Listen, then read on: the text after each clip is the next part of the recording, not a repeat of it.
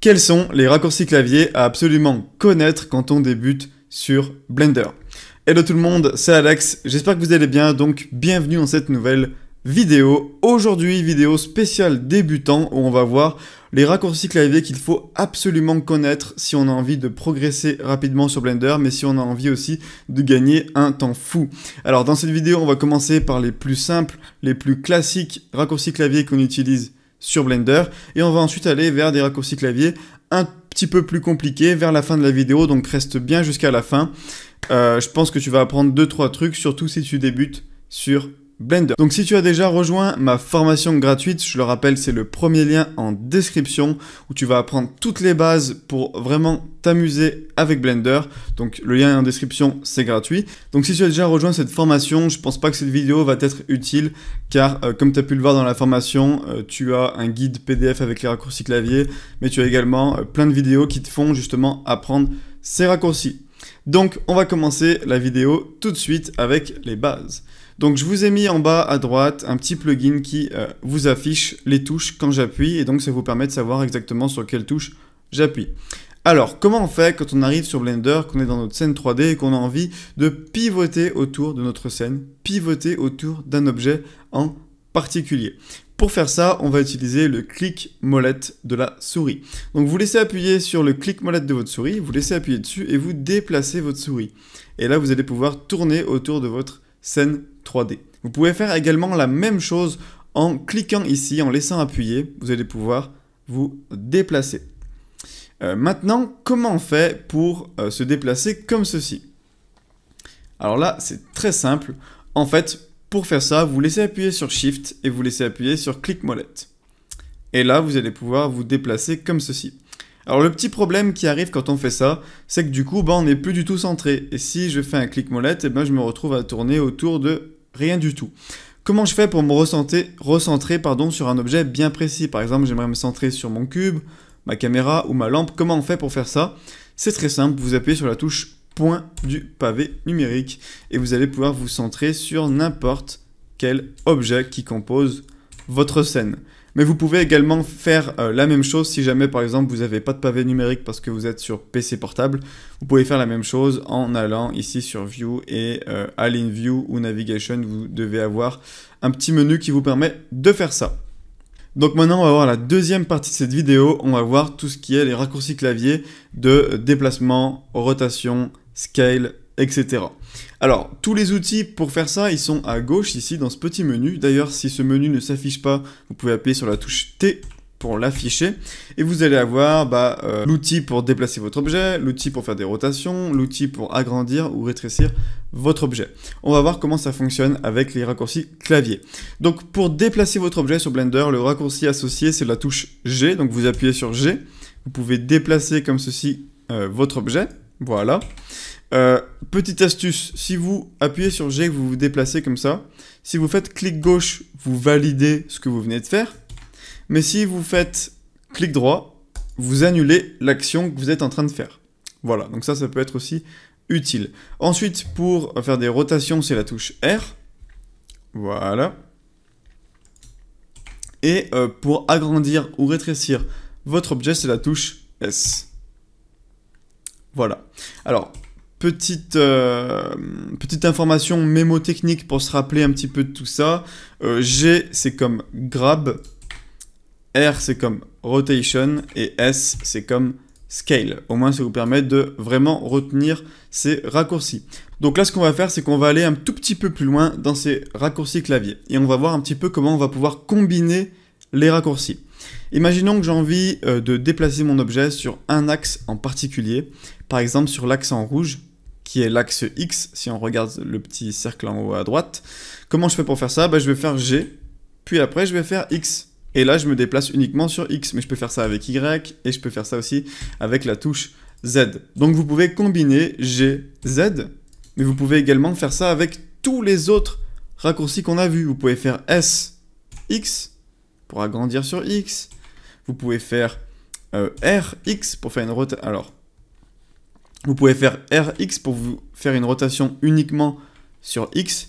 Donc on peut combiner comme ça les raccourcis et on peut même aller encore plus loin en faisant G, X, et en tapant sur son clavier, 5 par exemple, on va déplacer de 5 unités, donc de 5 carreaux comme ça.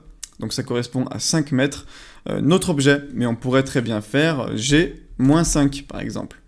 Et ça, bien sûr, ça fonctionne avec la rotation et le scale, donc très utile. Donc maintenant, on va voir un petit raccourci clavier, c'est la touche N, qui permet d'afficher ce menu, et dans ce menu, vous allez pouvoir bouger votre objet, faire des rotations, des scales, mais également pas mal d'options, comme les options du 3D curseur, etc. Donc c'est un menu qui est assez utile, que vous pouvez afficher ou désafficher avec la touche N, et ça vous permet d'aller plus rapidement dans toutes les propriétés de location, rotation, scale de votre objet, au lieu de passer à chaque fois par le menu à droite. Donc voilà. Donc maintenant on va voir les vues sur Blender avec les raccourcis clavier. Donc pour changer de vue, vous pouvez passer ici en cliquant sur les petites boules, et ça vous permet de passer d'une vue de haut à une vue de côté, etc. Maintenant, pour changer de vue rapidement sur Blender, vous pouvez utiliser votre pavé numérique et faire la touche 1, la touche 3 ou la touche 7 pour vous mettre sur une vue de dessus. Également, avec la touche 5, vous allez passer d'une vue normale à une vue, enfin d'une vue perspective à une vue orthographique, ce qui va vous permettre de travailler en 2D par exemple. Voilà. Également, vous pouvez, par exemple, si je me mets sur une vue de côté comme ça, appuyer sur la touche 6 pour vous déplacer légèrement sur le côté, ou la touche 4 pour vous déplacer dans l'autre sens. Là aussi, ça peut être utile. Vous pouvez aussi faire l'inverse de ces raccourcis clavier grâce à la touche CTRL. Par exemple, si vous faites 1, vous vous mettez sur une vue de côté, mais si vous faites CTRL 1, vous vous mettez sur le côté opposé. Si vous appuyez sur 7, vous êtes sur une vue de dessus, mais si vous faites CTRL 7, vous êtes sur la vue de dessous. Donc également, c'est très très utile de savoir ça. Pour vous mettre en vue caméra, c'est la touche 0. Pour vous enlever de la vue caméra, c'est également la touche 0. Pour ajouter un nouvel objet sur Blender, vous faites Shift plus A, ça vous affiche ce petit menu qui vous permet d'ajouter un objet. Et pour supprimer un objet, vous pouvez appuyer sur la touche X du clavier. Vous pouvez également appuyer sur la touche Supr du clavier. On va ajouter un autre objet, voilà. Pour dupliquer un objet sur Blender, alors bien sûr vous pouvez faire si vous souhaitez CTRL-C, CTRL-V, sauf que c'est assez long. Ce que je vous propose plutôt, c'est de sélectionner votre objet avec clic gauche et de faire Shift plus D. Et là vous allez pouvoir dupliquer votre objet. Et ce que vous pouvez faire, c'est même faire Shift D, X par exemple, et là vous allez dupliquer uniquement sur X. Ça marche également avec Y et ça marche également avec Z. Donc voilà. Donc là ce que je vais faire pour vous montrer un autre raccourci, c'est que je vais dupliquer plein de fois cet objet, voilà. Maintenant je vais en sélectionner plusieurs en laissant appuyer sur Shift, clic gauche, donc là ça me permet d'en sélectionner plein. Et là aussi je vais les dupliquer sur X, voilà. Voilà. Maintenant, comment je peux faire pour sélectionner tous mes objets d'un seul coup? Eh bien je vais pouvoir utiliser la touche A du clavier qui me permet de sélectionner tout. C'est-à-dire toute ma scène ou tout mon objet si je suis en mode edit, grâce à la touche A. Et pour tout désélectionner d'un coup, vous faites Alt A. Et là, ça vient tout désélectionner. Donc là, je vais vous faire un petit exemple de quelques raccourcis clavier pour sélectionner vos points de manière assez pratique. Alors, vous pouvez appuyer sur la touche C, ça va vous afficher ce petit outil en forme de cercle, et le cercle, vous allez pouvoir l'agrandir et le rétrécir avec la molette de votre souris, et en laissant appuyer sur clic gauche, vous allez pouvoir sélectionner des points facilement. Donc ça peut être extrêmement utile. Maintenant, comment vous faites pour sélectionner des points qui se trouvent derrière? Donc si je suis là, et que j'ai envie de sélectionner les points qui sont ici, mais que j'ai pas envie de tourner autour de mon objet, comment on peut faire pour faire ça? C'est très simple, vous appuyez sur Z, ça vous affiche cette petite roue, et vous allez pouvoir passer du coup en mode rendu, en mode wireframe et en mode material preview. Nous, ce qu'on va utiliser ici, vous l'avez compris, c'est le mode wireframe qui nous permet de voir à travers l'objet, et donc maintenant, si j'appuie sur C, hop, je vais pouvoir sélectionner les points qui sont derrière en même temps. Donc là aussi, c'est très pratique. Maintenant, là je suis en mode edit, je vais ajouter un nouvel objet. Je vais ajouter un cube que je vais placer ici.